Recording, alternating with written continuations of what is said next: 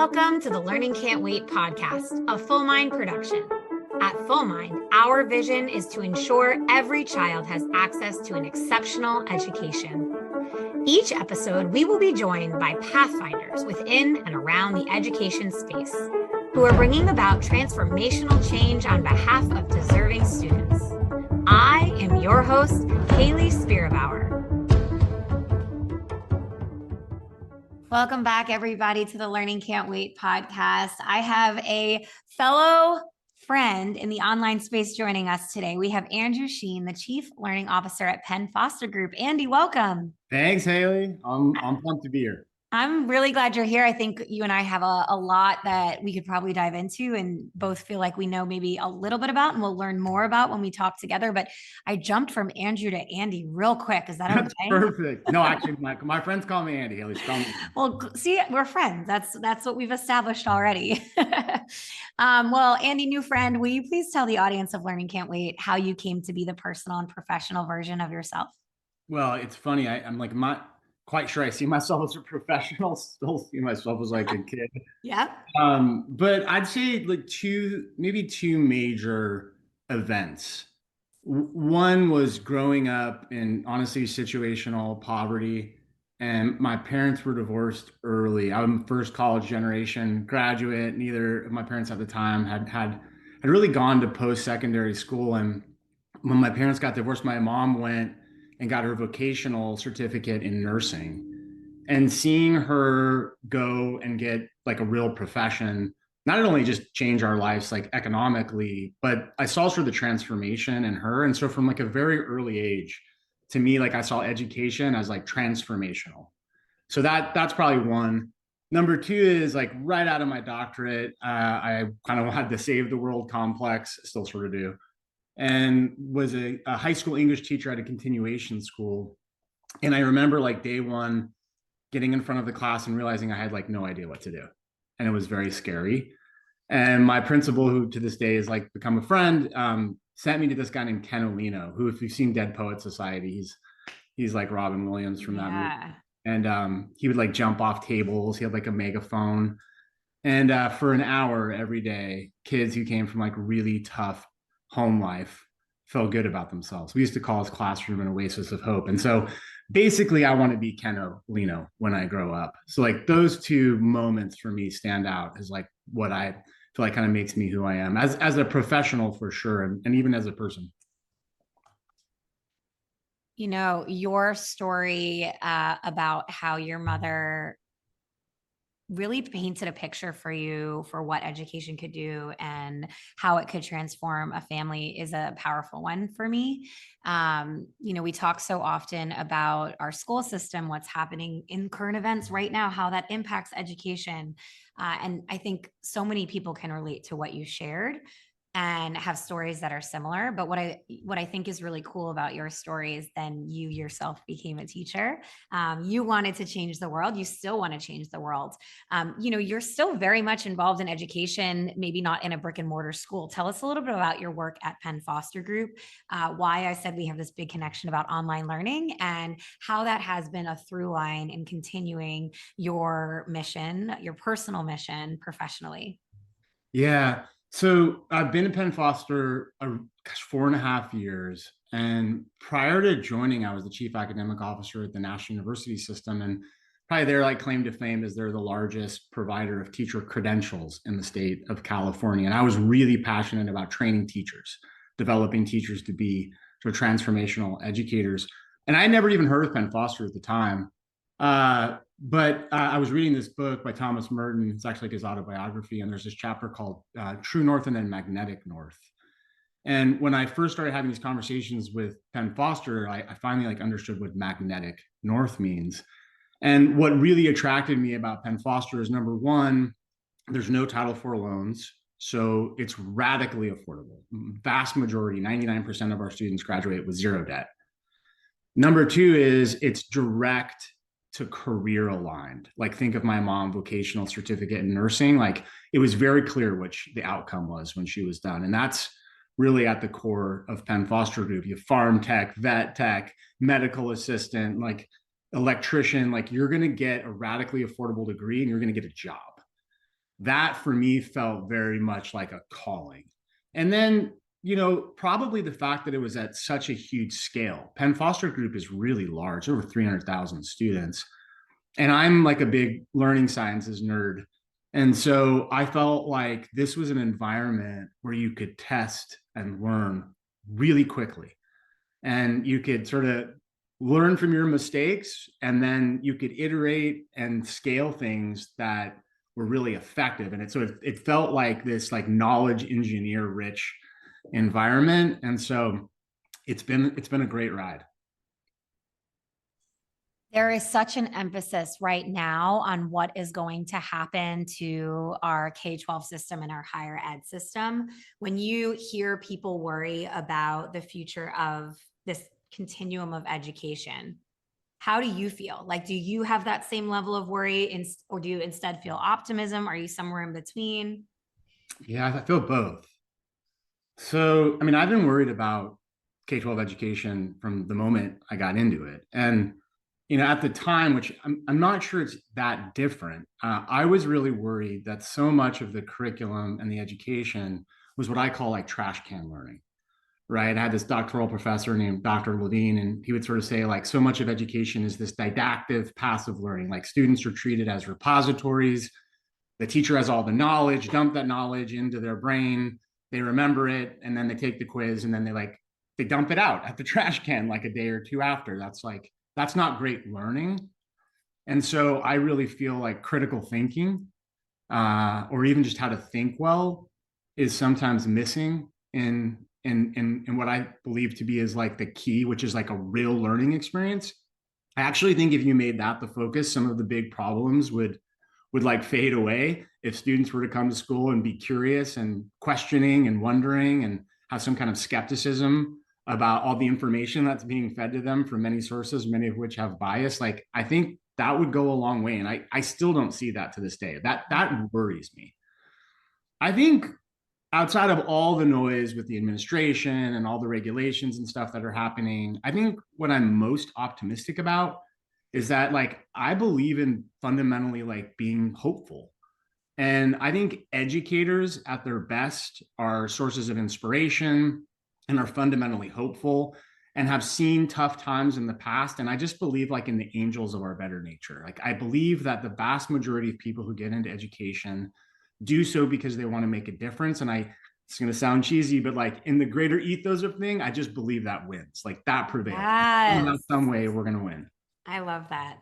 You know, what you shared that you're a little bit worried about regards how schools look today. I think that's probably a huge impetus for why you introduced the LADS model Mm. into the ecosystem. So, can you tell us a little bit about the LADS model and how it addresses that particular worry you named? I can. Thanks for Haley. I get really excited talking about the lads.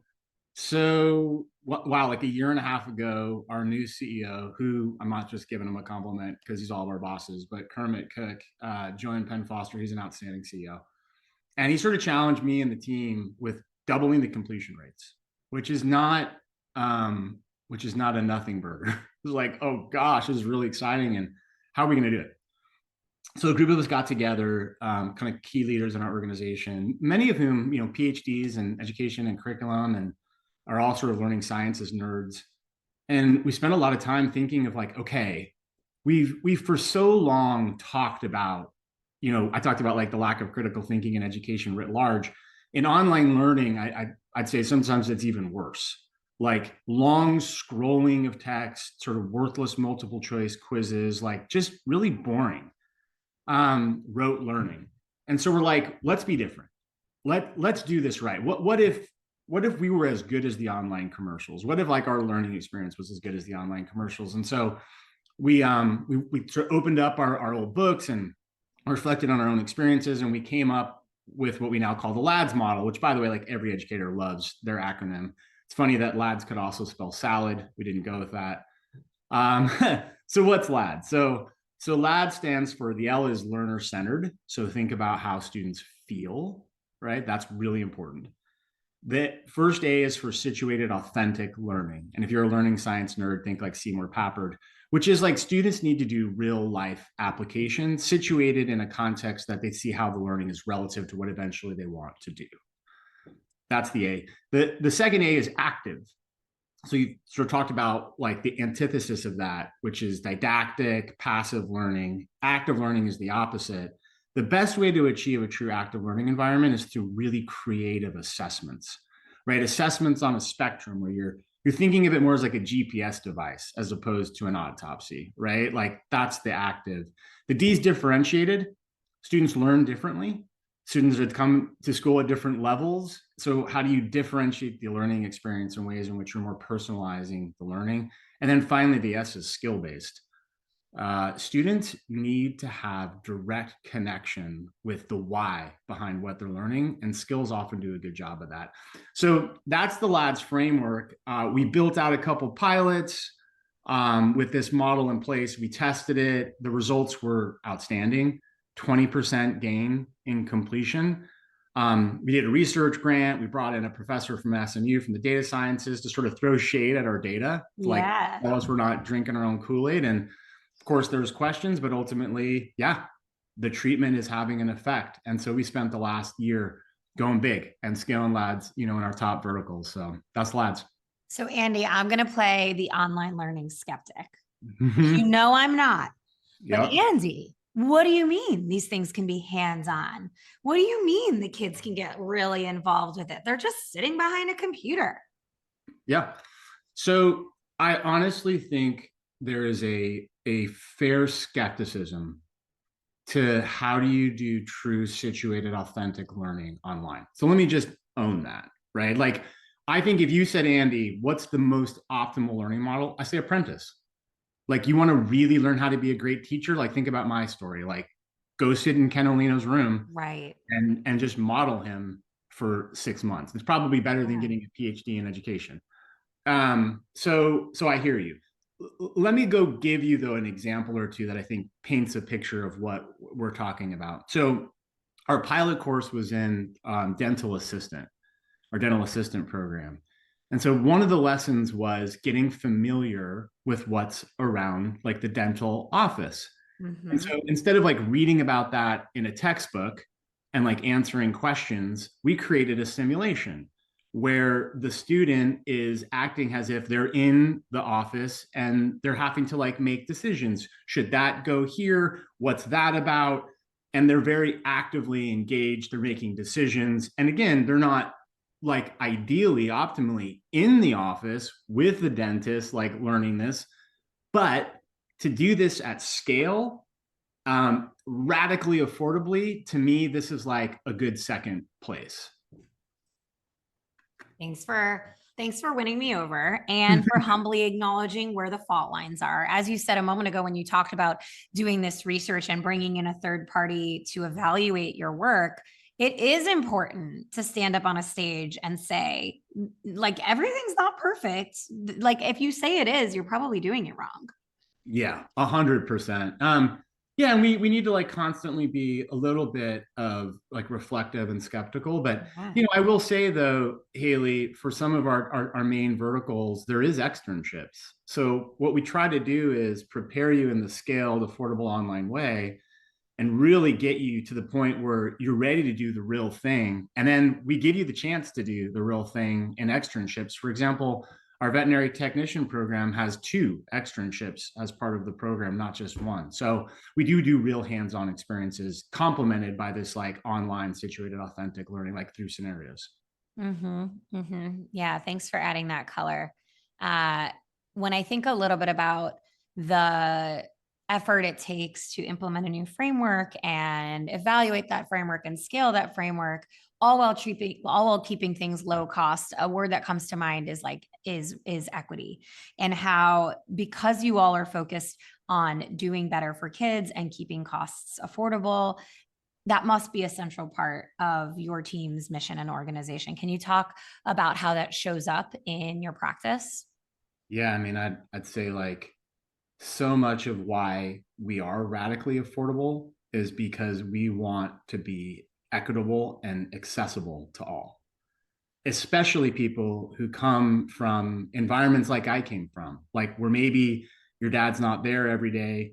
Maybe your mom has to work at night as a nurse, and maybe there's not like all the food that you'd want to eat in the fridge, and like you can't afford to go to private school, and for those kinds of kids, like a really high quality affordable model is key. So equity and access are huge. But if I could just for a second, like I've been in environments that are very equitable, but that haven't been affordable and haven't been quality. Yeah. Access is actually can be easy, but to get all three, we call it the iron triangle, right? To Mm. be accessible, to be high quality, and to be affordable. Those are the three sides of a triangle. And for so long in education, I'd argue, especially higher education, the thought has been you can only have two of the three. Well, I totally disagree. And I think the market changers will figure out how to break the iron triangle and be all three. So 100% equitable and accessible is a key part of our mission and why a lot of people are attracted to Penn Foster, but we're also like, really focused on radical affordability and high quality. When you talk about high quality, I know a key component of that is the fact that you can implement scalable strategies for differentiated instruction. And I'd love for you to talk about that. I have a podcast, clearly, and I have a newsletter. And my newsletter, I elicited or I solicited feedback from my readers. And one of the things they said is, Haley, we'd love for you to talk more about that topic. So you heard it here first. Andy's going to tell us a little bit about scalable strategies for differentiated instruction in online learning environments. Yeah. So I'll speak about two real examples just to ground ourselves because scalable is a key part of it in our environment. So the first, and just for those folks listening, if you think about like one of the most famous educational studies by Bloom, the two sigma problem, right? He took a couple of different treatment groups. One got like your typical classroom instruction, one was mastery learning, one was one-on-one tutoring. The one-on-one tutoring had a like two standard deviation improvement. Like that's huge. And the challenge has always been, well, like that's true differentiation, one-on-one tutoring, but that's not scalable, right? A one-on-one tutor is costly. And so what we've done at Penn Foster to figure out like how do you take that two sigma problem and figure out how to differentiate with a one-on-one tutor at scale. And this is where like generative AI comes in and why I think like the moment we're in is so full of potential. And so we worked with an organization called Learnosity, and they launched a tool called Feedback Aid. And in our high school program, students really struggle with writing. And part of why they struggle with writing is either they've had a bad experience or like writing's hard. And honestly, they need a lot of practice and tailored feedback. And so, how do you do that? So, Feedback Aid essentially uses our rubric, gives the student literally on a click of button submission immediate feedback based on the rubric and not just grammar. We're talking content, it's very constructive. The tone is very friendly and uplifting. It gives you an indicator of what your score might be. And so we're once scaffolding practice and feedback in an online environment like Penn Foster, which is at such scale, was sort of insurmountable, now is very doable. And so we rolled this feedback aid out as a pilot and saw a 5% increase in completion. Students' factions shot up.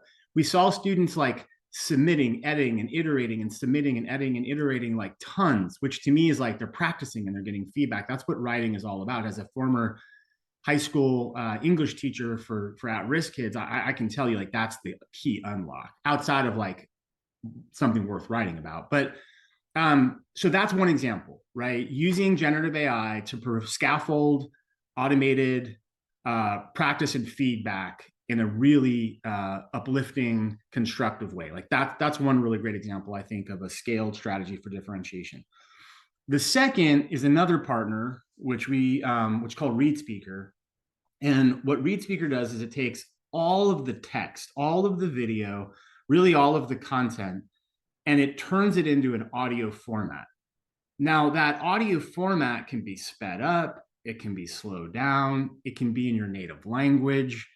And we found that students, particularly our adult learners, right, who are living busy lives, they're driving the kids to class, they're at the dental office, they want to take a walk, or like reading for hours and hours is really challenging for them. So providing that audio option, that called that multimodal type approach, we found in our pilot also had significant positive results. And we just scaled that about a year ago. So let's call differentiation through multimodal content approaches, in this case, audio, and then differentiation through one-on-one type tutoring through generative AI and scaffolding the right experience. Those two strategies of the ones that we've done in the last couple of years have been the most impactful. You're clearly excited about artificial intelligence. And I agree with you on its potential to unlock really personalized learning for kiddos in classrooms, whether they be online or brick and mortar. Talk to me about, I'm just generally curious, what other ways are you seeing impactful AI integrated in learning, but also for you professionally? That's a question I've been getting a lot lately. Like, Haley, what tools do you use? So I'm also curious on both sides of the house for you, Andy. Yeah, that's a great question, and I am excited about generative AI. Let me say one thing first as like a warning, which I'm sure Haley you've heard, but it's like it reminds me a little bit of the early days of digital literacy when we like never really taught students about like optimizing search, or that not everything on the internet is true. Like the internet Oh, can lie, that everybody. lesson about .com versus .net, .org, like sticks in my head when I taught it, like no other lesson. For sure. Oh, I remember like doing like activities with the kids when I was a teacher. And I'm like, just mix words around. Like cats are better than dogs, or dogs are better than cats.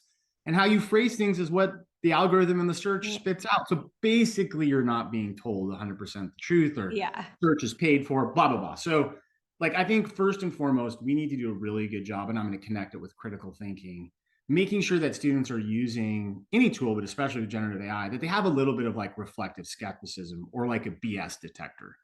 So let's just like call that out. In terms of like what I get really excited about is, for so long, content, especially good content, has been really expensive to build. And I think we are at a point where we're going to start to really figure out how, and it's not replace. I think it's supplement, augment really good designers and really good subject matter experts, which is what we're doing right now. I mean, my boss is Chief Product Officer Thais. She was the former head of AI at Cengage. She's a rock star with AI. I mean, she's come in and that's like her mandate. And I can see it. I can like see the path to where we're going to be able, and I call it better, faster, cheaper. We're going to be able to create content better, faster, cheaper. That is a huge unlock, especially if you have a learning pedagogy model like LADS that has efficacy. Like you can also make bad learning happen faster and cheaper. That's not the goal. The goal is good learning, better, faster, cheaper. And then in terms of like how I use AI in my sort of daily life, gosh, there's so many ways. The example that sticks out most of my mind though is like I'm so busy, like work's all engrossing, and I used to be a voracious reader. And I love like keeping up to date with like really good books. And I can't, I just don't have the time. I've got two young, wild kids. And right, I love taking a good book and having AI summarize it for me and give me like the key learning nuggets. It's not as good as reading it, but gosh, it's a great way to like get like the cliff notes, right? There's Tell the many truth. Do ways. you listen to it on 2x speed? Yeah. Or 5x. 5x.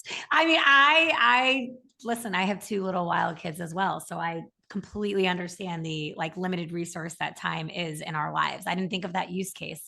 But I love it. I love it. I have a long list of books I want to read right now. So I know. I might take that up and try it. Love it. Wait, Haley, though, can I share one more real Oh quick? yeah, please. I want to hear it. So the other one for me that was like this mind blow is I was leading a workshop for our high school designers and instructors, and we were brainstorming ways where we could, you know, real life application of learning when you're a veterinary technician or you're a dental assistant, like it's more clear. But Mm. what happens with like you're learning about, US history or like civics? Like that, it's a little trickier.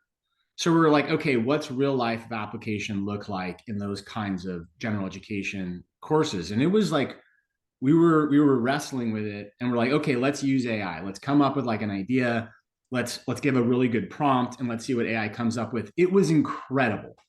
I mean, it happened like in a second. You would hit the return button, and you would have all these like great ideas and even like full baked out lessons. And you would need to like mold them and iterate them for your audience. But man, like to have a companion like that when I was a Mhm. teacher would have been life changing. So that was another example of how we were using Gen AI for me. That was like, oh my God, it was a big aha. Yeah, no, I appreciate you sharing that. And I know the person who gave that feedback on my newsletter will be also really appreciative. So thank you, Andy. Andy, for my final question, I just want to know, what advice would you give a teacher who teaches online, who's starting their career online? What advice would you give them? Oh, there's so much. I would say there are two things that if you're beginning your profession as an online teacher that I think are critical to your success. The first is arguably the most important, which is you have to figure out how to make you the person, right? The Ken Olino in the classroom, jumping off the chair with the megaphone, making kids feel good about themselves. You have to figure out how to omit yourself, transport yourself into that online environment as a real human being that creates a sense of belonging for the student that's on their computer at home, maybe all alone, that needs that sense of connection and belonging. That's number one. Work on that. And the second is really kind of an add-on to what we talked about in the beginning, which is get really good at asking great questions. Get really good at getting kids curious, getting kids to wonder, getting kids to reflect. There's an incredible book by Miles Orton and Pablo Freire called The Road We Make by Walking. And I'd say the key of the book is they wrestle with what's the mark of a great education. And they come up with restlessness. Like that's the goal. And so, as an online teacher, figure out how to create and stir restlessness in your students. Omit yourself as a real human being, create a sense of belonging, ask great questions that stir restlessness. Those are the two pieces of advice I give them. Amazing. Andy, thank you so much for sharing your personal journey, your professional journey, but also inspiring me. Hearing you talk really lit a fire under me, and hopefully for our listeners too. Thanks, Haley. It's been a pleasure. And thank you to everybody for tuning in today. Thanks for listening to the Learning Can't Wait podcast. If you like what you heard, please rate, review, and share this episode. Be the first to know when we have a new episode by subscribing wherever you listen to podcasts. If you'd like to be a guest on the show or have a suggestion for an episode, email us at podcast@fullmindlearning.com.